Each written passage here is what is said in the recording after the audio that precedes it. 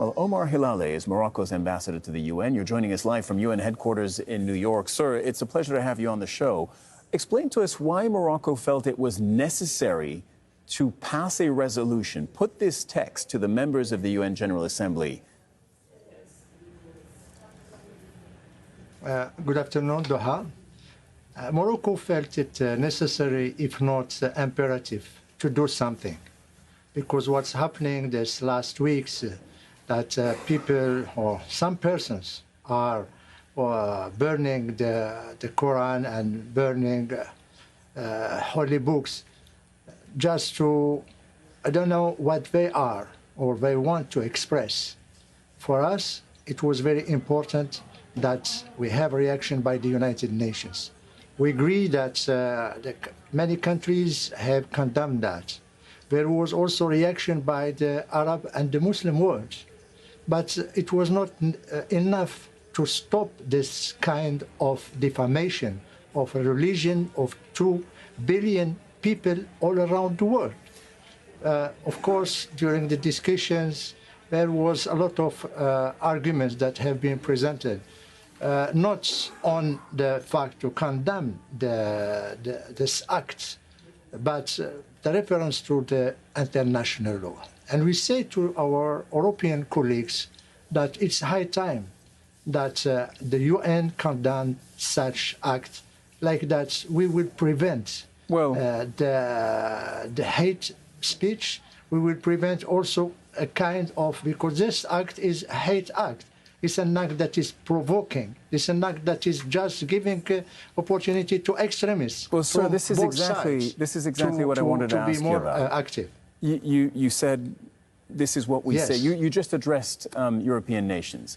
But free speech and democracy in Western democracies allows for people to do this. So what do you say to Sweden, to France, to Germany, and to those countries who may entirely agree with you that burning any kind of holy book, whether it's the Quran or another one, is offensive, unhelpful, but not illegal? What do you say to them? I think with this resolution, it becomes illegal, because this resolution is not only condemning such act, but also saying that it violates international law.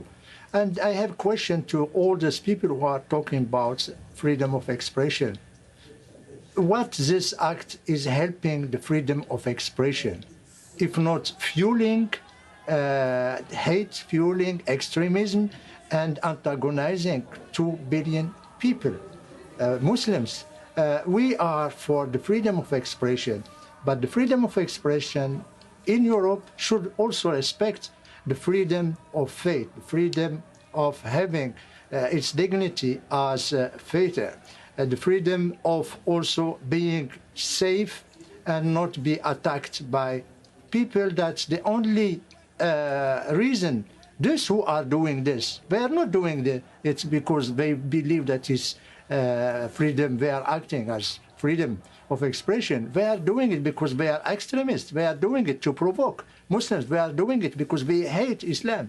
They are doing it because they want to create more problems between the different communities. Morocco have been all the time calling for dialogue, for tolerance, for coexistence, for living together, and also for compromising on all issues.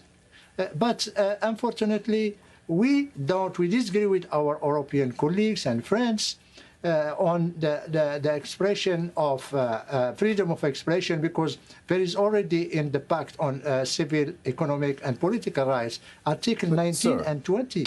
They have been, this international convention have been adopted several decades ago, and it's talking about the freedom and the limitation of this kind of freedom of expression. But sir, if tomorrow a protester wants to organize and gets the right to organize a protest in Sweden, but it could be another country, I'll just take Sweden because that's where we've seen it recently, and decides to burn a Quran, it is still not illegal under Swedish law. What would you expect to happen now that you have passed this resolution?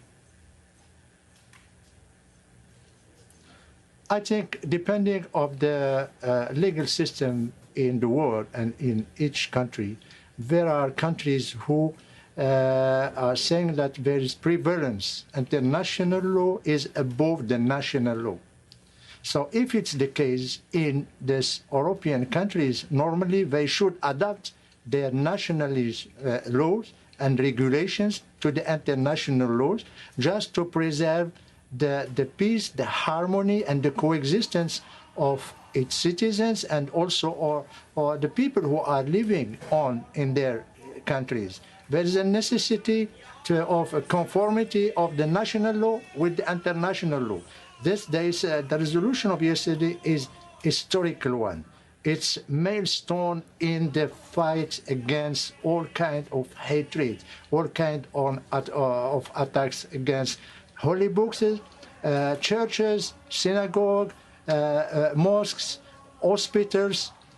It's a resolution that is just protecting people from all kind of provocation and all kind of hates, because hates just provoke another hate and extremism. Omar Hilale, Morocco's ambassador to the United Nations, thank you for coming on the program.